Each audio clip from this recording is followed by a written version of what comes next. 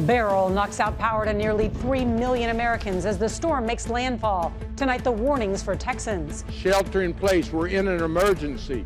We're in a rescue mode.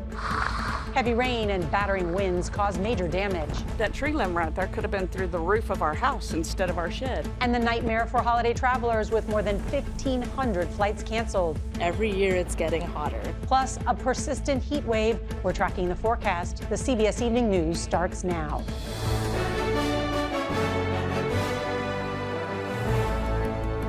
We are coming on the air with a number of developing stories across the U.S., notably the dangerous weather and scorching heat in much of the country. Good evening, I'm Norah O'Donnell, and thank you for being with us.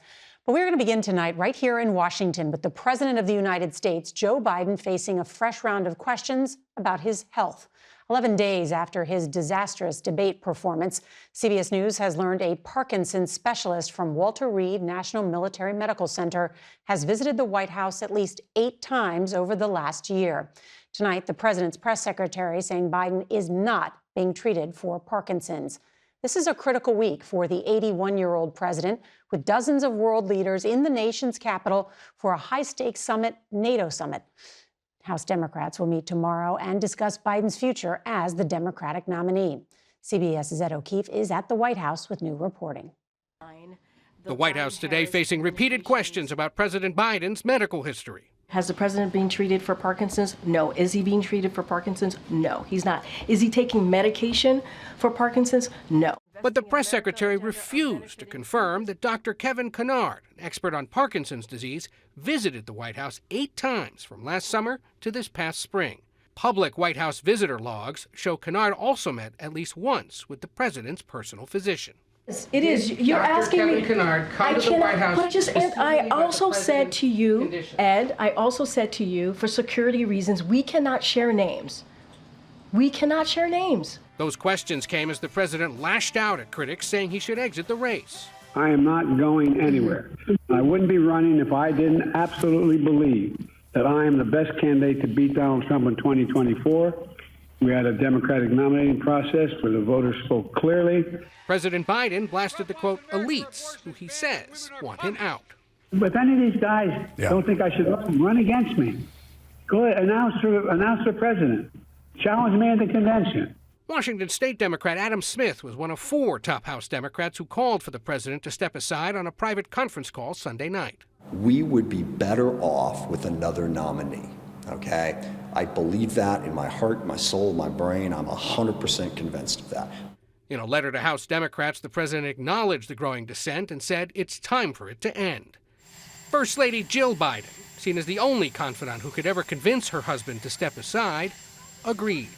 Joe has made it clear that he's all in. That's the decision that he's made. And just as he has always supported my career, I am all in too.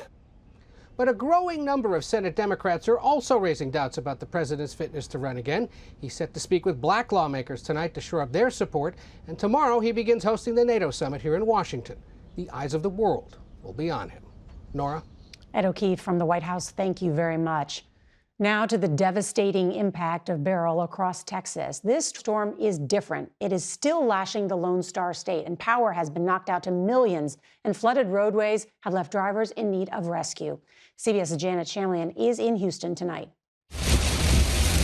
Beryl hammered the Texas coast, making landfall early this morning. We are here in the eye of this storm, unleashing punishing winds and torrential rain. There was widespread flooding and power outages for almost 3 million customers. The storm battering downtown Houston. Oh my God. Rain bands lashing the city's skyscrapers. In Sargent Beach, near where Beryl roared ashore, this trailer home almost submerged. Omar Villafranca rode out the storm on Galveston Island. After Beryl made landfall, the storm brought high winds and possible tornadoes like the one that hit here, destroying this one home on stilts.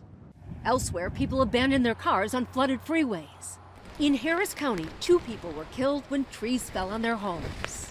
Shelter in place. We're in an emergency. We're in a rescue mode. Tonight, officials are begging people to stay home to avoid rescues like this after a man drove into high water and firefighters had to respond at the height of the storm. And now the cleanup. Heard a sound cracking and then a loud boom. Joe Gibbons showed us the 60-year-old tree that came down within feet of him. This is a massive tree. It is. It's withstood a lot of hurricanes. And if this was a Category 1, I would hate to think what it would have been like had it stayed a 4 and made landfall. This Houston bayou rose 25 feet today in just 6 hours. Beyond all the water, there are still significant power outages across this region, and debris and litter and trees blocking roads and streets. Nora? Janet Shamlian, thank you very much. Now let's bring in CBS Texas Chief Meteorologist Scott Padgett with where Beryl is headed next. Good evening, Scott. Hey, good evening, Nora. Beryl right now in East Texas continuing to weaken, but you can see on the satellite and radar, we're not done with Beryl yet. Outer band stretching down into the Gulf, and the flooding threat continues as we go into the evening hours, and a number of tornado warnings continuing through parts of Louisiana and also into Arkansas. We've been telling you about the flooding, and in some spots 9 inches to near a foot of rain down near Houston. And Beryl, as it weakens overnight tonight to a tropical depression, then a post-tropical cyclone, will affect 11 states with flooding rains, maybe 4 to 6 inches of rain as it continues that northeasterly track over the next few days. The other big story, the heat. On both sides of the United States, we're dealing with heat alerts. The Pacific Northwest, temperatures in the triple digits, and it's going to continue to get worse as we go through the next couple of days. That heat dome will continue to expand its way to the east. Feels like temperatures even in the northeast possibly feeling like the triple digits. So Nora, this heat dome adding to the excessive heat we've been dealing with for the past few days. Scott Padgett, thank you. The scorching temperatures have turned deadly out west as firefighters struggle to battle dozens of wildfires. CBS's Carter Evans reports on the heat that's smashing records across the country. An explosive wildfire continues to burn out of control in Santa Barbara County. It's already ravaged more than 20,000 acres, and the flames are now threatening Michael Jackson's famous Neverland Ranch, coming within a mile of the pop star's former estate. Meanwhile, in Northern California, 13 hikers missing during a forest fire were found by deputies earlier today. In southern Utah, this fire doubled in size in less than 24 hours, making it difficult to fight as it bared down on the tiny town of Marysvale. Pretty scary how it went from 5,000 acres and here we are, we're already over 10,000 acres. The extreme heat is also breaking records. It was 120 degrees in Las Vegas on Sunday. That's the hottest day ever recorded, and it's sending people to the emergency room. We call it our pavement burn season. When it gets this hot, pavement and other surfaces get even hotter, and doctors say that can cause severe burns. 163 degrees. How long does it take for someone to get burned when the pavement's that hot? Just a few seconds, you can get a second-degree burn from that, and in a few minutes, you can get a third-degree burn. So it doesn't take very long at all. In Phoenix, there's been an 84% increase in possible heat-related deaths so far this year. And in California's Death Valley, a motorcyclist died from heat exposure over the weekend. But despite the dangers, visitors turned out to experience the valley's 129 degrees on Sunday. It's definitely shocking. I don't know how anything can survive out here.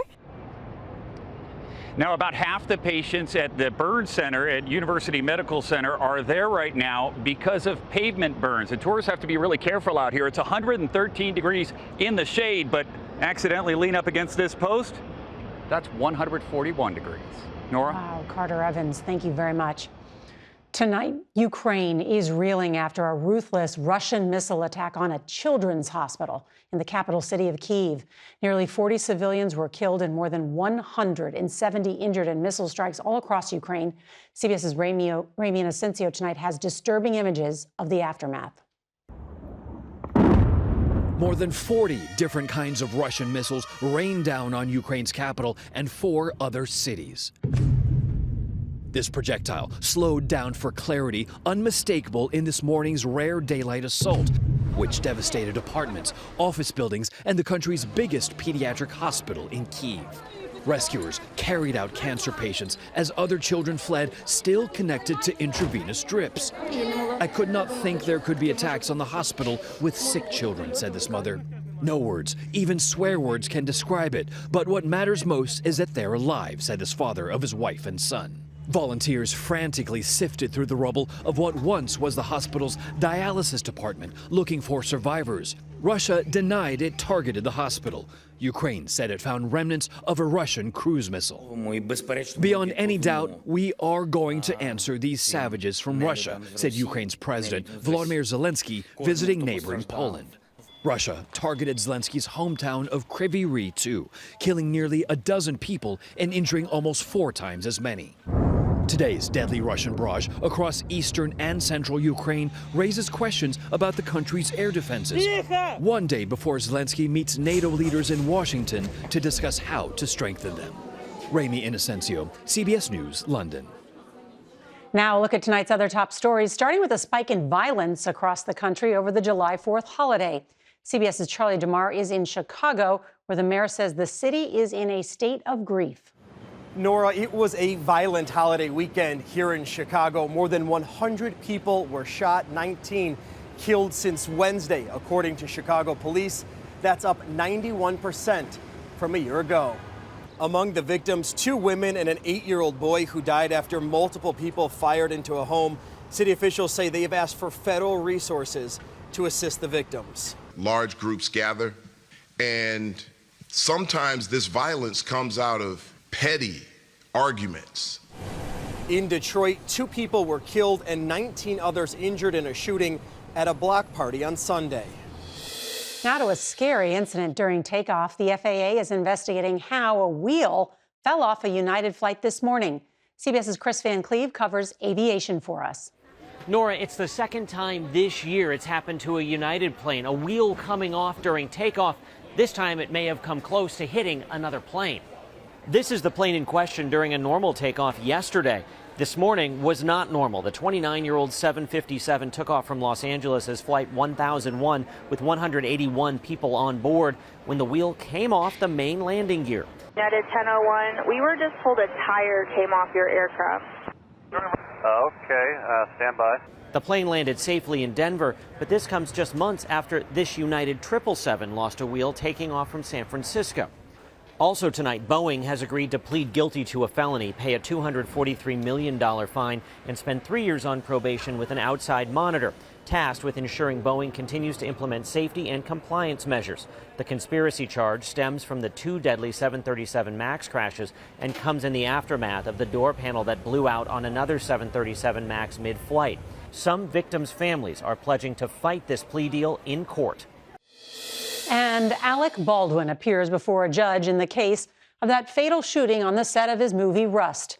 CBS's Elise Preston was inside the courtroom in New Mexico ahead of the involuntary manslaughter trial. The Hollywood star's trial is expected to take over the Santa Fe courthouse for the next 2 weeks, Nora. Alec Baldwin made a surprise appearance in court today, taking notes as his defense team and the prosecution argued over what will be allowed at trial. The judge ruled that Baldwin's producer position on the film Rust will not be discussed. It's been nearly 3 years since the on-set shooting death of cinematographer Helena Hutchins. Baldwin was holding the gun when it fired, but maintains his innocence, saying he did not pull the trigger. If convicted, he could face up to 18 months in prison. And thanks to our CBS News teams across the country. The number of travelers hits an all-time high at U.S. airports. We've got the details next. Holiday travelers set a new record yesterday for airport screenings. More than 3 million people went through checkpoints nationwide on Sunday. 9 of the 10 busiest days in TSA history have actually happened this year. There's news tonight about the parent company of CBS. Paramount Global struck a deal over the weekend to merge with Skydance Media, a longtime production partner. Skydance founder David Ellison is set to serve as chairman and CEO of the new Paramount. The deal would value the combined company at $28 billion and effectively ends the Redstone family's decades of reign over CBS and Paramount. The merger still needs approval from regulators and is expected to be finalized early next year. Eye on America is next with a program designed to bring police officers and the people they serve together at where else? The barbershop.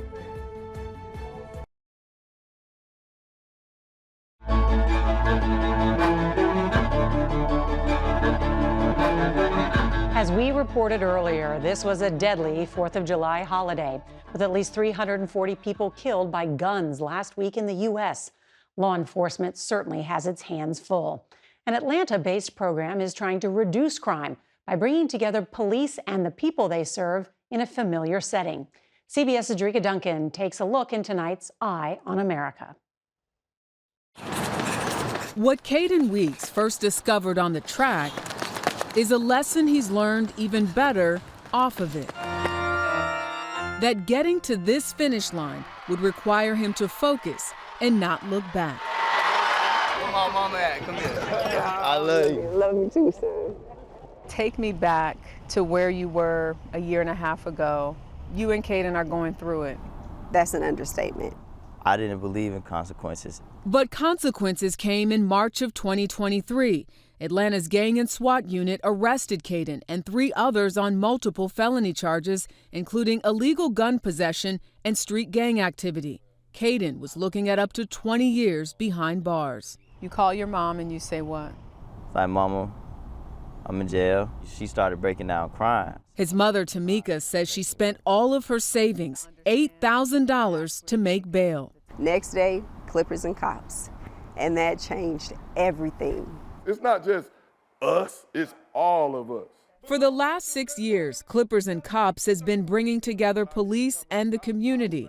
The intention is to meet in a place where kids feel most comfortable. And here, that place is the barbershop. If you stay, you're going to learn something. Retired police officer Ty Dennis says he was inspired to start the nonprofit after working in Atlanta's gang unit for 10 years. We can't arrest our way out of some of these problems. We can't keep doing the same things, and that's basically what Clippers and Cops is, something different. We're not saying it's an end all, but it's what we've decided to do to try to make change. Not only are they in barbershops, your goals is your roadmap to success. They're in classrooms. They visited over 50 schools from Missouri to Tennessee and Georgia. We talk about topics that they want to talk about: decision making, goal setting, do's and don'ts on traffic stops, rap music, prison, and just try to help them do better in interacting with law enforcement. A recent Gallup poll found that close to 7 in 10 adults in this country say they are confident in their local police. But when you break it down by race, that number drops to 56% for Black Americans. Programs like Clippers and Cops can improve relationships between police and those they're sworn to protect, creating more trust, an improved sense of community, and a decrease in crime of up to 22%. That's what kids need to see. They need to see that this is what people that look like me can do, will do, and are willing to do for me. At Caden's graduation, Ty was there. On behalf of Clippers and Cops, we wanted to present this to you. With another important piece of paper. Yes, sir. The one saying prosecutors decided not to move forward and drop all charges. That's good, dog. Thank you, man. He had to go execute the plan. If they fall down, they're able to get back up and get their life back on track. Back on track because Clippers and Cops instilled in Caden one of the most important lessons of life. It's not how you start, but how you finish. For Eye on America, I'm Jerika Duncan in Atlanta. Beautiful story. A 5-year-old boy becomes a real-life superhero thanks to his new bionic arm. That's next.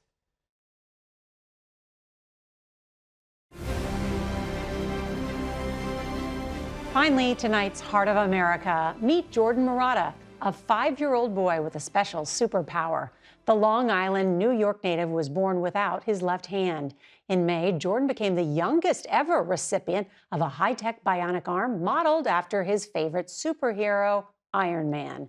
His first few weeks with the new prosthetic have been action-packed, and the thing he was most excited about was riding his scooter with 2 hands. Yes! Go Jordan! It was cool. I was excited. And Did you feel like a hero? yeah. As a mom, it was very exciting to see him kind of just glow and light up and be so excited to have this. We're excited too. 5-year-old Jordan Marotta, he's tonight's Heart of America. And that's tonight's CBS Evening News. I'm Norah O'Donnell. Good night.